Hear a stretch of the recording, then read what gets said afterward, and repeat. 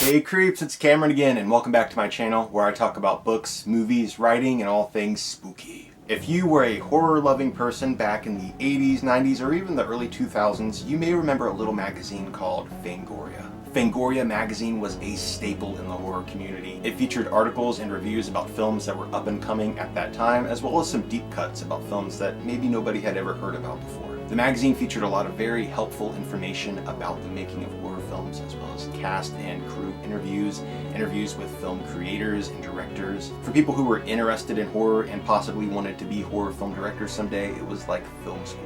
And even if you were not interested in being a film director and you were just interested in horror, the magazine was a blast to flip through. Fangoria was chock full of full-color movie stills and behind-the-scenes images, most of which contained a lot of blood and gore, which was essential to Fangoria. And let's not forget, there were also book reviews and short horror fiction from some of the biggest horror writers at the time. Fangoria was an extremely important magazine, and I'm sure I'm preaching to the choir here. And I'm sure that most of you know that Fangoria disappeared for a while, and it is now coming back later on this October. And I thought, since all of us are extremely excited about Fangoria coming back, maybe I would go ahead and recommend some other horror magazines for you, just to get you primed and ready for Fangoria's return.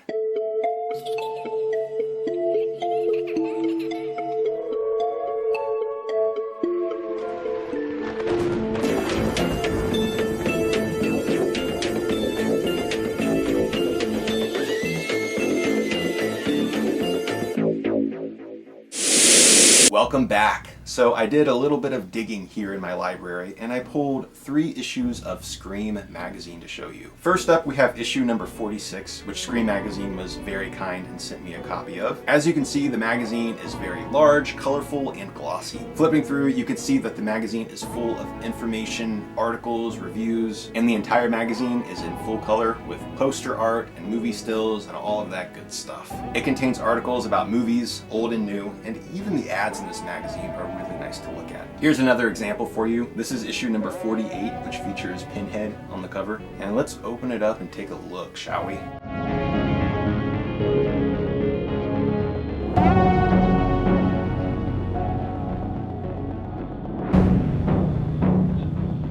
Next up, we have last month's issue of Scream magazine. This is issue number 49, and it includes Alligator on the cover, which I think is a very underrated film. And that's one of the things that I love about Scream magazine, is that it does go back and look at some films that aren't as well remembered nowadays, and it'll do a full write-up, pages and pages of information on this film, and it's really impressive. They also featured an article about The Gorgon, which is one of my favorite Hammer films. It's not as well remembered, but it is fantastic and gothic, and I adore it. And I love that Scream magazine gives it a little bit of credit here. And at the end of the magazine, they do have a book review section, which I really appreciate. So there you go. That is Scream magazine. I highly recommend it. It is a magazine that is out of the UK, but you can go to Barnes & Noble, Books & Company, Books A Million, any place like that, and you'll be able to find the magazine there, or you can go to the website and subscribe. Of course, I'm going to be posting links down below to the websites for all of these magazines, so that way if you're interested, you can go and subscribe. Next, I pulled a few issues of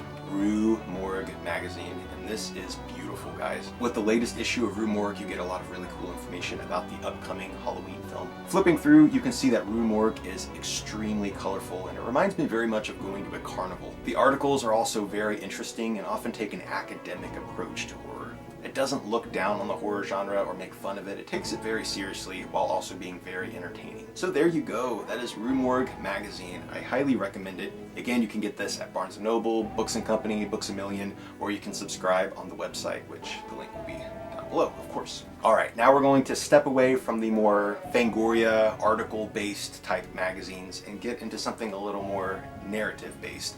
So I have a couple of comics here for us. What I hold in my hands are 3 issues of The Creeps magazine, which is a throwback to the old Warren magazines from back in the day. Years ago, Warren published several series of horror magazine comics like Eerie and Creepy. Those magazines were paying homage to the old EC comics from back in the 50s, like Tales from the Crypt, The Vault of Horror, and Haunt of Fear. And now we have The Creeps magazine, which is basically an homage to an homage. Here we have my favorite issue of the Creeps. This is issue number 13 from spring of this year. Just look at the cover. It is absolutely beautiful. And then opening up, we have some very gothic, spooky looking black and white artwork. The artwork is done by a lot of the original Warren artists from back in the day, and it is absolutely stunning. If you're someone who's not interested in comics and you want something a little more literary, I have for you Cemetery Dance magazine. Now, you may recall that Cemetery Dance is a very popular independent publisher who publishes horror books, but they also have a magazine that they put out a couple times a year. It's not a regular magazine, so it's a little off and on, but it is definitely worth checking out. Just opening the magazine, you can see that there is a lot of text here. This is a very story-based magazine. Each issue contains several short original stories from some of the biggest horror authors alive right now. There are also many articles and book reviews scattered throughout, as well as several black and white illustrations. So there you go. That is Cemetery Dance, which I recommend checking out. Links down below. Next, we have a brand new magazine that just started up. This is the very first issue. It is called Strange Stories. Taking a look inside, you can see that this is another literary magazine, but there are also several articles scattered throughout. From what I've read of Strange Stories, there is a lot of really cool horror fiction. But I think the highlight of Strange Stories is definitely this article right here, Collecting the Modern Macabre by Ron Clinton. So there is Strange Stories, as well as all of the other magazines that I have showed you today. There's a lot of cool stuff out there, guys. A big thank you to all of you creeps for watching. I really hope you enjoyed this video and that it was helpful in some way. Alright, that's all I have for this episode of Library Macabre.